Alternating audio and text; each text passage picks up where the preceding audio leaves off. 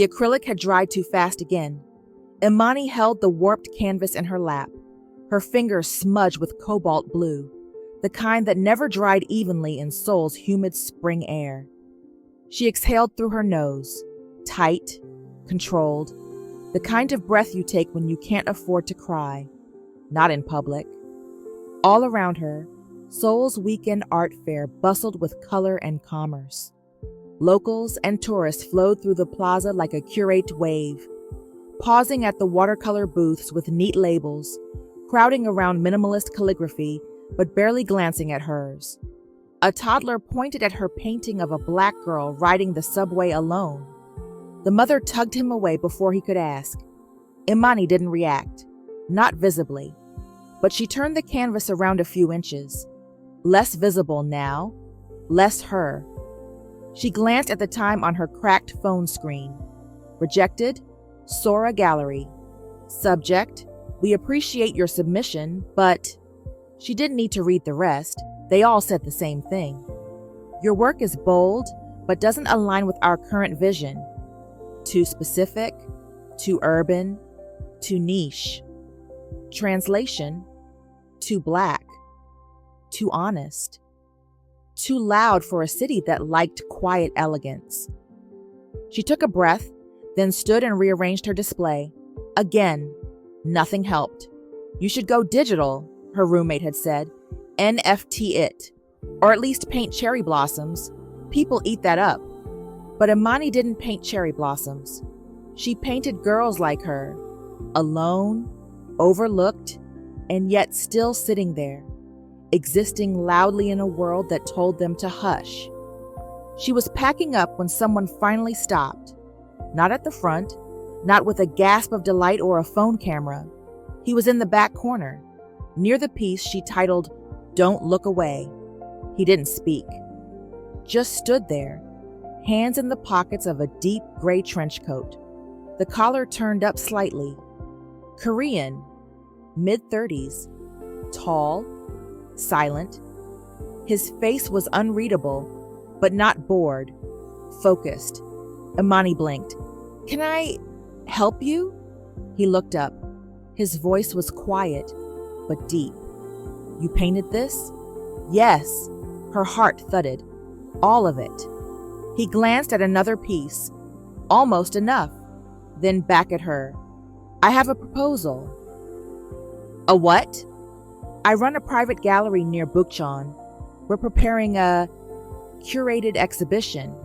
I'm looking for someone to complete a series. Your style suits the tone." Imani squinted. "What kind of series?"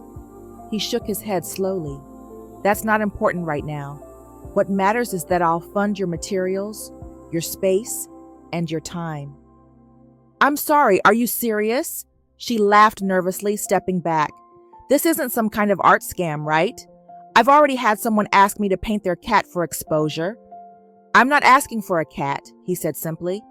He pulled out a card, no logo, just embossed letters, Jinsu H. Director, On Light Gallery. "I've seen your work before," he said, slipping the card gently on her table. 3 months ago.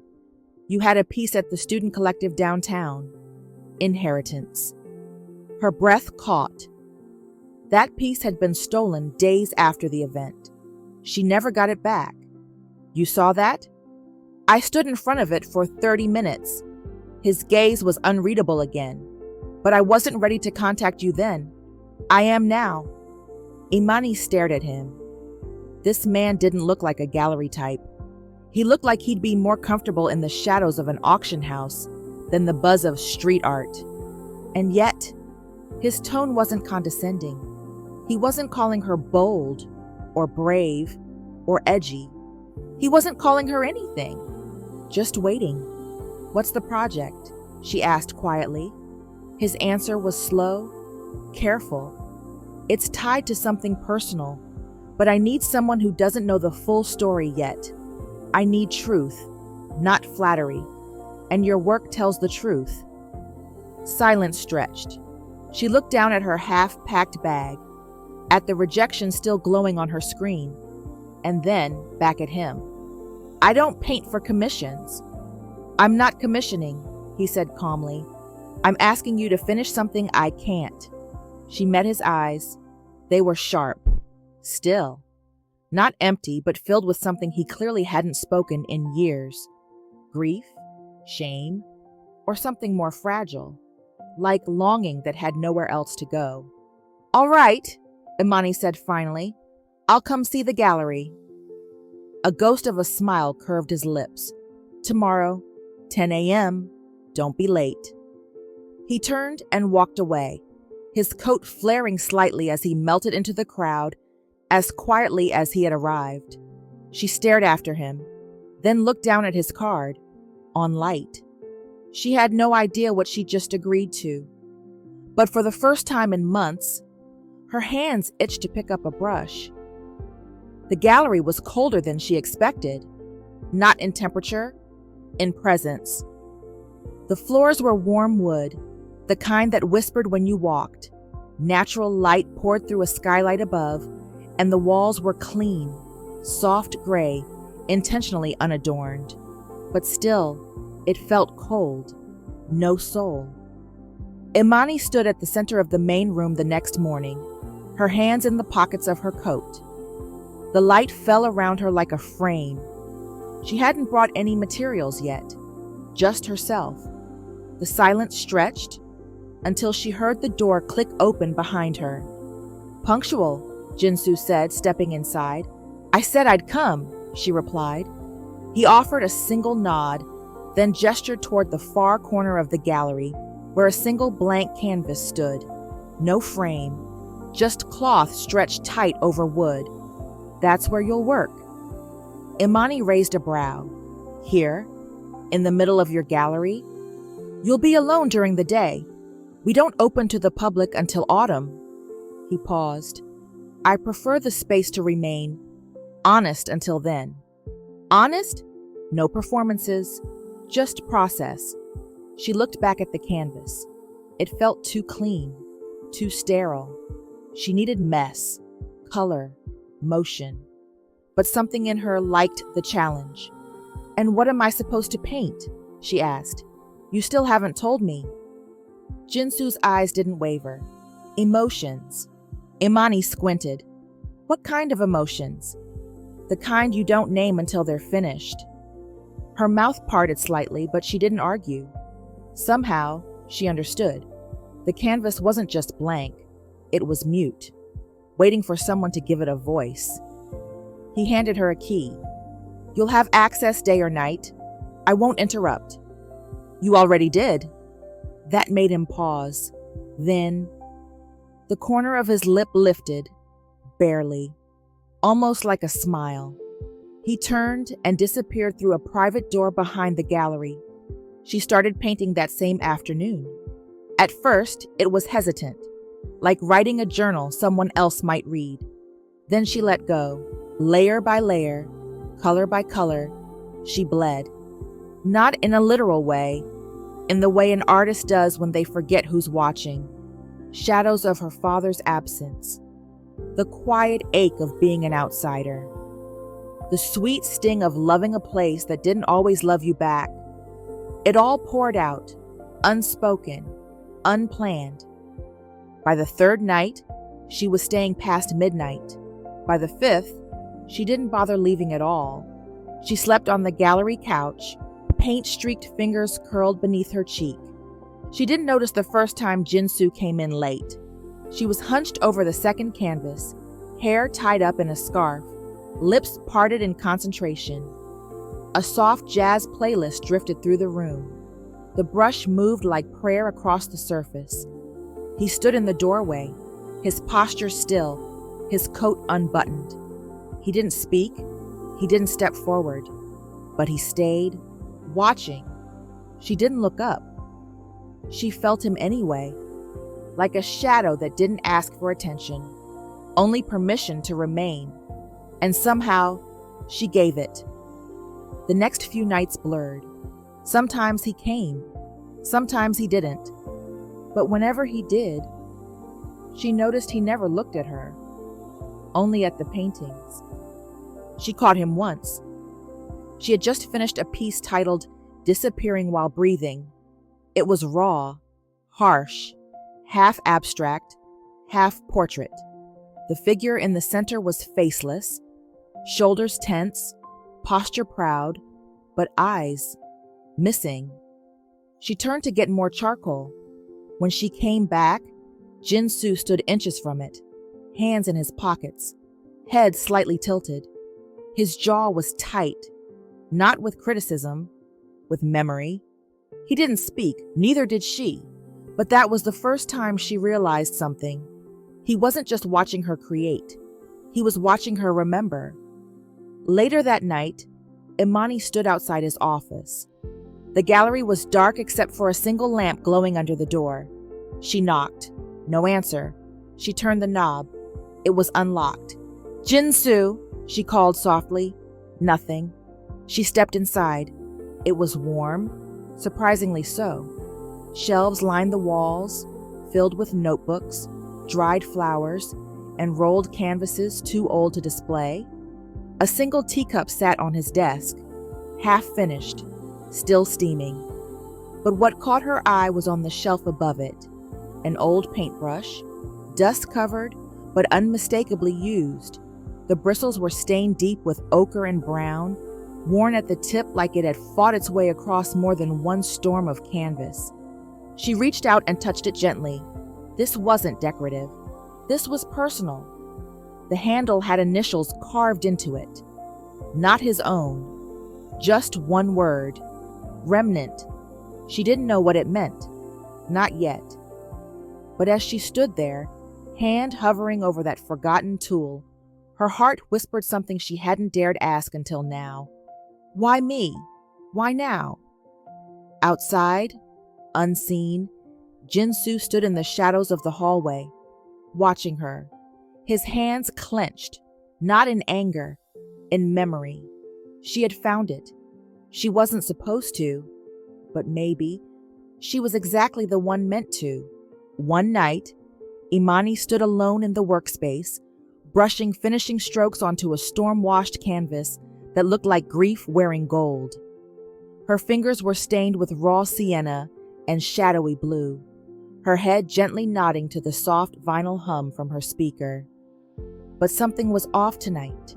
Not in the air, not in the light, in him. Jin-soo hadn't shown up in 2 nights, and for the first time, she missed the silence he brought with him. She tried to shake it off, but then she noticed it. The door across the hall. His office, slightly ajar. He always kept it locked. Curiosity flickered, unwelcome but impossible to ignore. She crossed the hallway, fingers brushing the frame, then gently pushed the door open. Inside, silence. Books, scrolls, stacked canvases leaning against the back wall under a cotton sheet. A small desk lamp glowed low, like a whisper. She stepped closer, drawn by something she didn't have a name for. Carefully, reverently, she lifted the edge of the sheet and froze. The painting beneath it was breath-stealing. It was a portrait, or maybe something more than that. A man kneeling underwater, hands lifted, face tilted upward with such desperate stillness it made her chest ache. The palette was delicate. Subtle earth tones bled into hints of blue. But the emotion? Ferocious. This wasn't mimicry. This wasn't student work. This was mastery. Soul. Her breath hitched.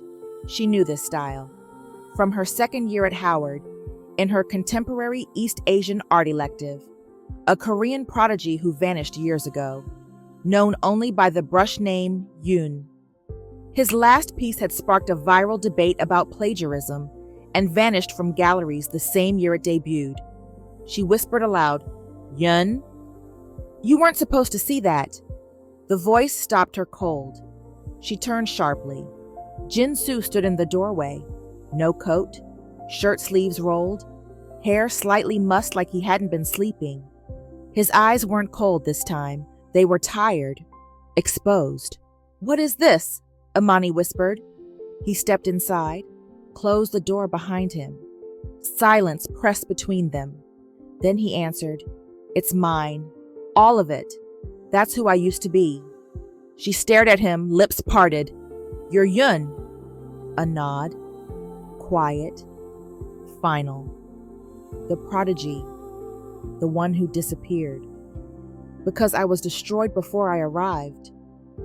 She blinked. He stepped closer, gaze drifting to the painting. I was 19. My mentor, my father's friend, sponsored me, took my portfolio, refined it, told me what to submit. I trusted him. He submitted one of my pieces, alongside one of his, slightly altered, branded as a collaboration. Imani's heart dropped. He took credit? No. He left enough trace of me to make it look like I copied him. The silence after that was thunderous. He looked at her, and his voice changed, lower, raw. When the critics came, I didn't fight. I vanished, became a silent investor, the quiet one. It was easier to be a patron than a fraud with talent. Imani stepped toward him, voice sharp with disbelief. "So all this time, you could have been painting. You should have been." "And be who?" he asked, jaw clenched. "A scandal? A thief? A name people whisper with doubt? You think hiding behind money makes you innocent? I think silence is safer than being misunderstood.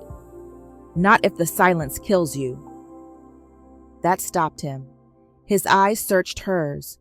A flicker. Maybe fear or recognition. She turned back to the painting. "Why hire me if you can paint like this?" "Because I can't paint like this anymore," he said quietly. "Bull." He took a slow step toward her. "No, it's the truth. I see the colors, but I don't feel them. My hands know the motion, but not the meaning. I watch you, Imani, and I remember what truth looked like." Silence again. Then, he whispered it like confession. "You don't imitate pain. You carry it. And somehow, you make it beautiful." Her heart thudded. His gaze lingered, not on her lips, not her body, on her spirit, as if looking at her too long might break something open in himself. But she stepped back, angry, confused, shaken. "You should have told me." "I couldn't."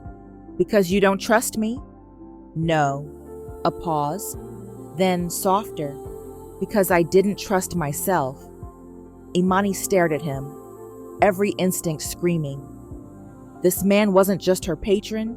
He was a broken artist trapped in a gallery of ghosts. She turned toward the door, but before leaving, she said one thing. "Next time you watch me paint, don't do it like a man who's forgotten how to feel. Do it like a man who's ready to remember." She left him standing there, but something in her gut said he wouldn't be able to forget her voice now. It rained, the kind of cold, drizzling rain that left no sound, only a heaviness in the air, as if the sky was apologizing for something it couldn't take back. Imani didn't paint that day. She sat in the gallery alone, arms folded, eyes on the unfinished canvas she titled "Before the Silence."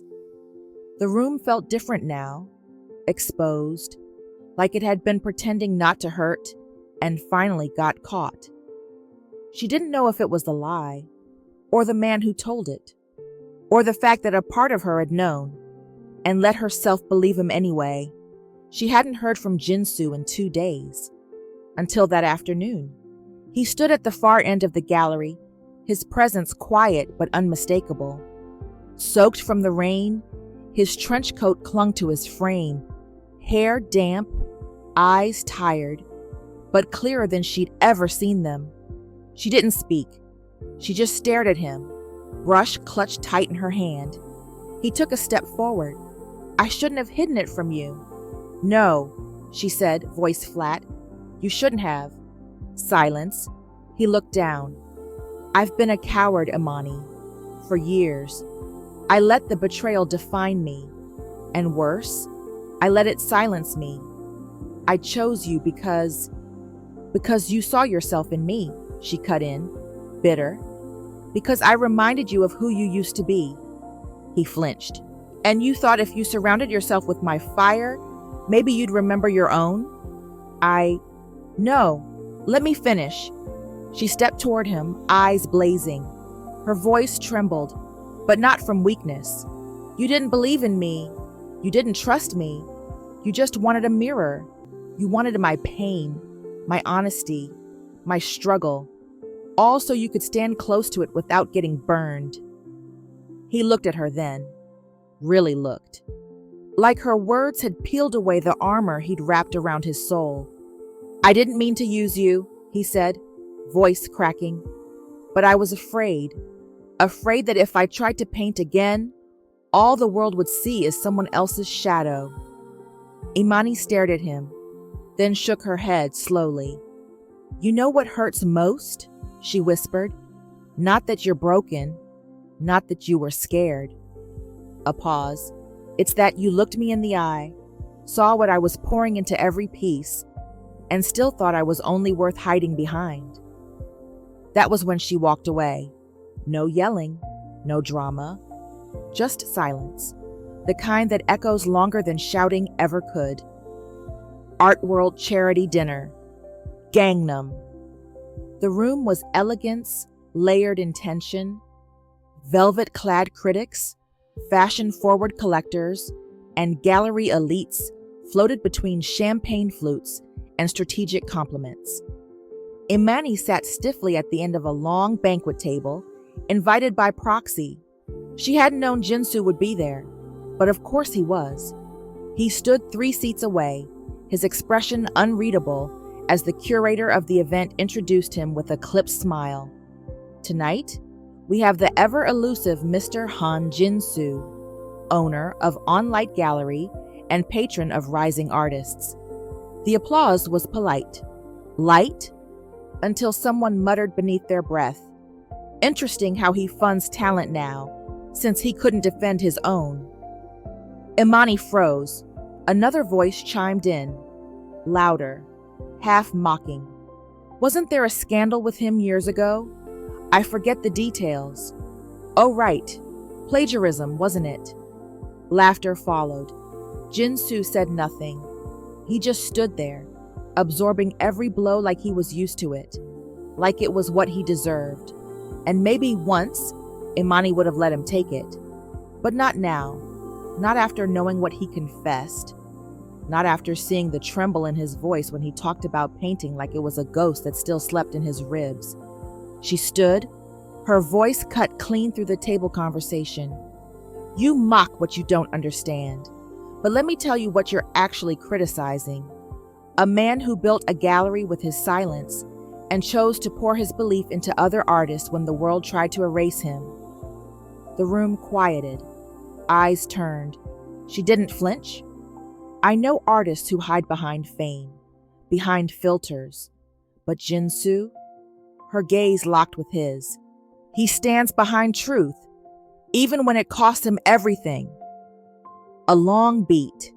Then she added, softer this time, "He believed in my work when no one else did. And maybe he wasn't perfect, but neither are the rest of you." She sat down. The silence was thick, heavy, but different now. Respectful, chastened.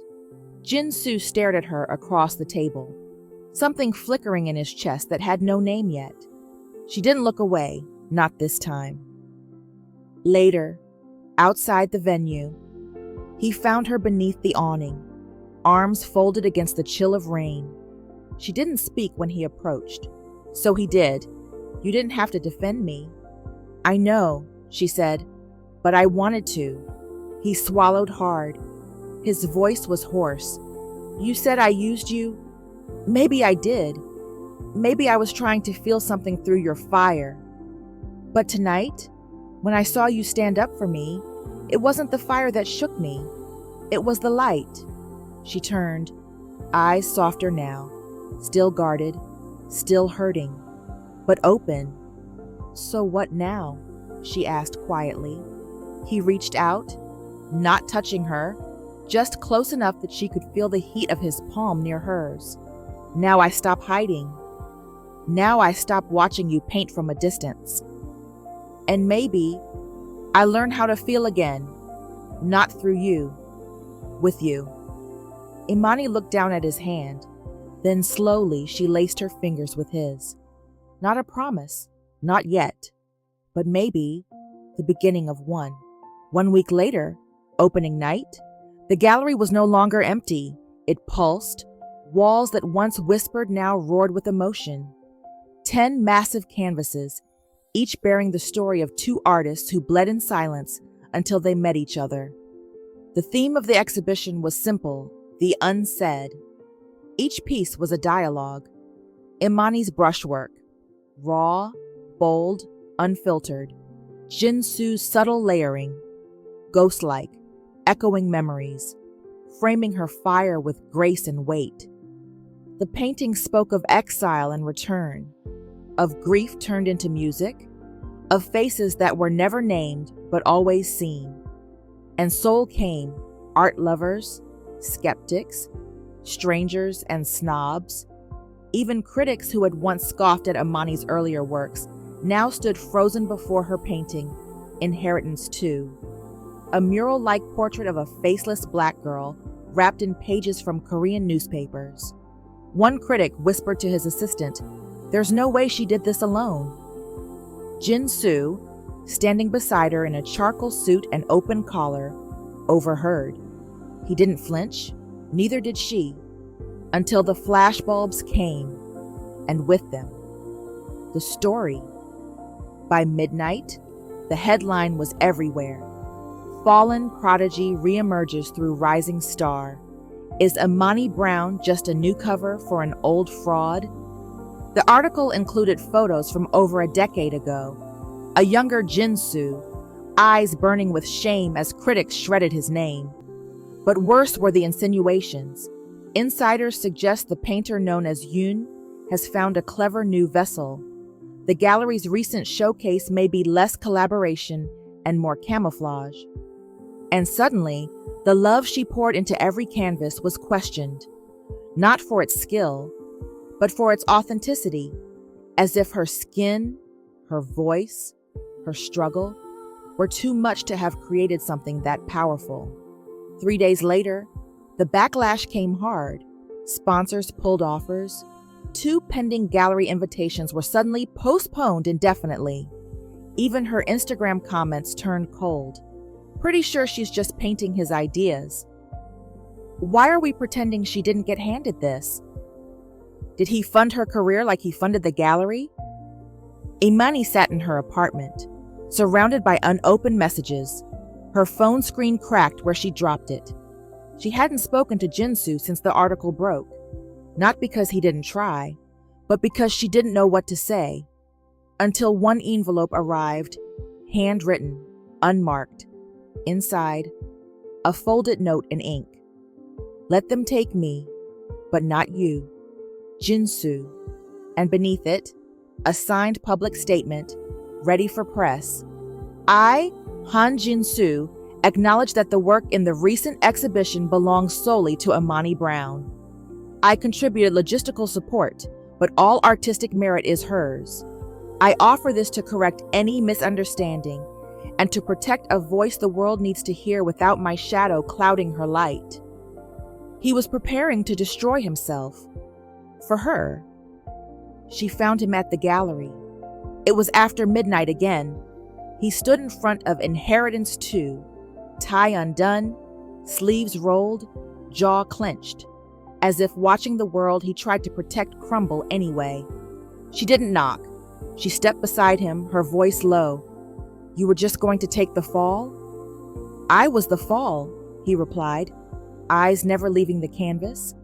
I was born into it, groomed by it, and now you're standing in the light. You shouldn't have to carry my shadows too. That's not your choice, she said quietly. He looked at her then. For the first time in days. Fully. They're going to keep saying it.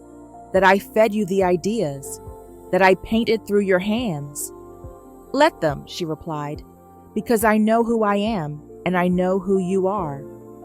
His breath caught, just barely. She stepped closer. They don't get to rewrite my story, and they sure as hell don't get to erase yours again. I didn't create you, he whispered. No, but you challenged me. You didn't fix me.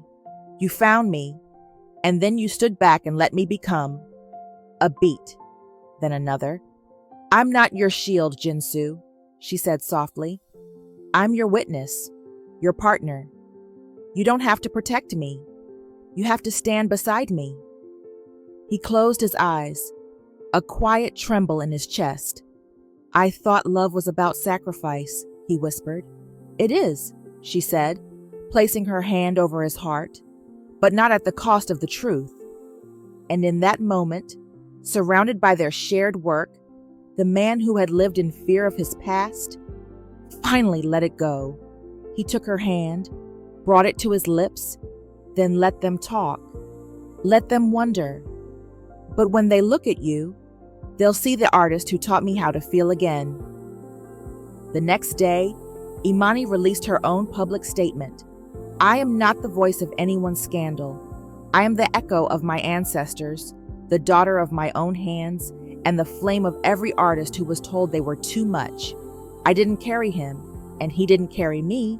We stood, side by side, and we created something the world hadn't seen before. Truth that refused to be polite. And the backlash? It didn't vanish overnight, but her voice shook it. And their art, together, held. The gallery was silent again, but this time it was earned. No whispers of scandal, no clicking cameras, no anxious breaths from artists wondering if they belonged. Just light, soft, golden, pouring through the skylight onto a single canvas, covered by black velvet, waiting. It was the closing night of the exhibition. But tonight wasn't about the paintings. It was about truth. Imani stood at the front of the gallery, surrounded by a full room. Critics, collectors, students, strangers. Jinsu stood off to the side, not behind her, not in front. Beside her, she looked calm, but her hands trembled slightly where they gripped the mic. She began. When this exhibition opened, people asked me how I created these pieces, how I found the language of grief and light, how I knew what silence looked like in color. She glanced at Jinsu. The answer is, I didn't. A murmur rustled through the room. I painted what I lived, but it wasn't until I met someone who had stopped living that I realized the real story wasn't just on canvas. She paused. Let them feel the weight of it. The art is mine. Every stroke, every line, every cry hidden under the layers of gold. But the courage, the fire that kept me standing when I wanted to vanish, that came from a man the world nearly erased. A man they called a fraud when he was really just unfinished. The silence deepened. Jinsu didn't just fund this gallery. He didn't just believe in me. He taught me something that no brush ever had.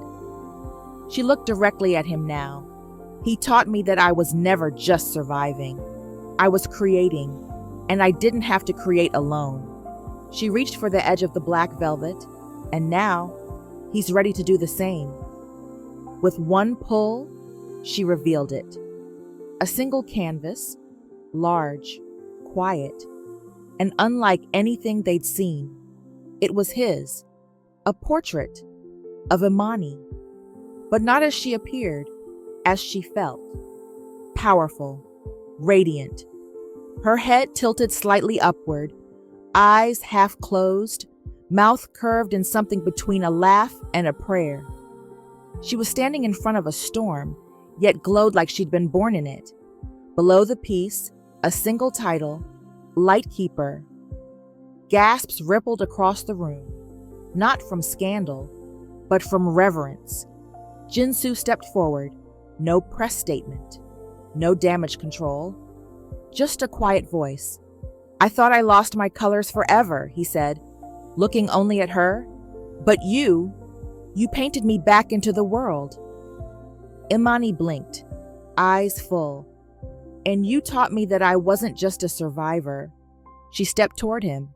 I was a creator. I always was. He held out his hand. She took it. And with every camera in the room lowered, they walked through the gallery together, surrounded by a collection that no longer needed justification. Her canvases, his tribute, their story. Later that night, the gallery was empty again. The lights dimmed, the city outside hushed. They stood side by side in front of Lightkeeper. Do you still think silence is safer than being misunderstood? Imani asked, teasing gently. Jinsu turned toward her, his voice soft. I think silence was where I waited for you. She leaned into his shoulder, her fingers laced with his. Then let the world listen now. He smiled. No fear, just peace. Outside, the rain had stopped. Inside, the gallery glowed. And together, they stood, not in shadow, not in scandal, but in the only thing that ever truly saved them, the light they gave each other. 1 year later, the gallery was never supposed to be open on Sundays, but today, the light inside spilled warmly onto the sidewalk of Bukchon like an open invitation. Inside, new pieces lined the walls, not just Imani's, not just Jinsu's, theirs. Works created in tandem, layered, blended, spoken in two distinct voices that somehow sang the same melody. Above the door hung a new plaque, etched in gold and ink-wash black. Han and Brown, Studio of the Unsaid. No more hiding. No more pretending she was his muse. No more pretending he was her sponsor. They were partners. In art, in life. In the back room, now a shared studio. The light was soft, like always. Imani sat barefoot on the floor, her hair loose around her shoulders, charcoal smudged across her wrist as she leaned over a fresh canvas. Don't move, Jinsu murmured from across the room, brush in hand. She looked up, amused. You say that every time. And you always move anyway. She laughed, not apologizing. What's this one called? She asked, stilling just enough to indulge him. He paused, then looked at her over the edge of the easel. How the world looked when she finally believed me. Imani blinked, software full. She set down her own brush and crossed the room, arms sliding around his waist from behind. You still talk like your words come dipped in paint. He leaned into her touch. You still hold me like you're not afraid of the mess. I'm not, she said quietly. We built a life from mess. He turned to face her fully. She kissed his paint-smeared cheek. You made me feel seen, she whispered, and you let me make you visible again. Their foreheads touched, then silence, the kind that only two artists can share. Not empty, just full of memory, of devotion, of everything they'd carved from the weight of being misunderstood. As they stood in the quiet glow of their studio, surrounded by the work they built from brokenness, Imani thought of something Jesus once said. Let your light so shine before men that they may see your good works and glorify your Father in heaven. Matthew chapter 5, verse 16. She hadn't realized it before, but maybe that's what she had done. Not just painted, not just survived, but shined. And in doing so, she brought Jinsu out of the dark too. And now, they stood in the light, together. The end, but only the beginning, for stories born in truth.